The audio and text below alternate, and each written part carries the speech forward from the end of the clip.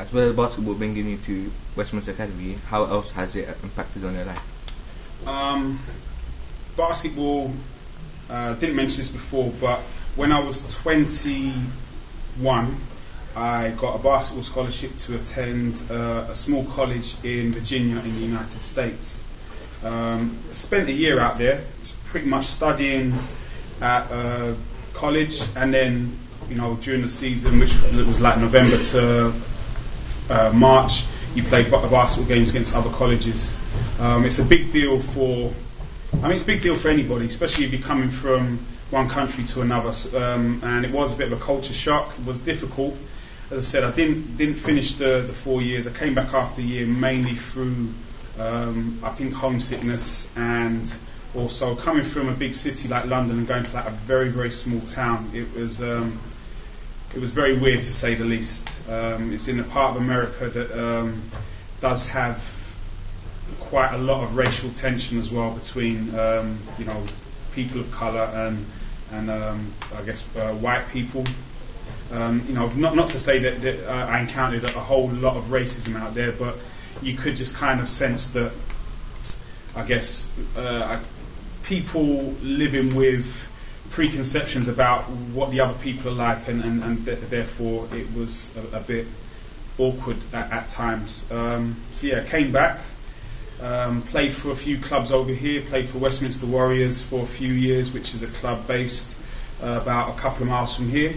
Won a Division 2 championship with them, then played in Division 1 for a few more seasons. I stopped playing when I was about 27, which is a bit young, but I've kind of, I guess, got a bit, I don't know, yeah, for want of a better word, I got a bit tired of the training and the practice day in, day out, and got into coaching, and that's probably the biggest thing that, and the best thing that's happened to me, because, as I said, I've had a wonderful time coaching with kids of all ages from 5 up to 18. I've gotten to meet hundreds of kids from different nationalities and backgrounds because of basketball. And now with a friend, last year we started up our own basketball club, London Pioneers.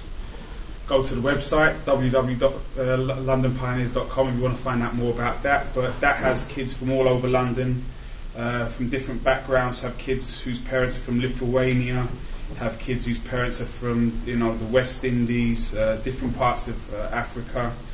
A lot of kids whose parents are over here from America, who didn't think that basketball existed in this country, which is kind of funny. And yeah, it's just been a wonderful experience coaching and teaching basketball and other sports here at Westminster Academy. How many years were you training in Virginia?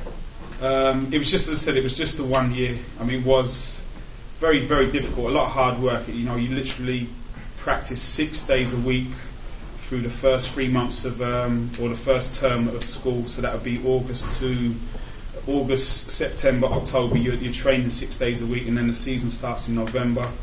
And you play at the first month. You play 1 game a week, and then it's sort of February, March. The schedule gets very hectic. So you're looking at 2-3 games a week sometimes, as well as sort of having to get up at 8 o'clock and go to a lecture in the morning. So it wasn't easy. I mean, I did okay in my studies. I did a lot better in my studies in college in the States than I did when I was a kid at North Westminster.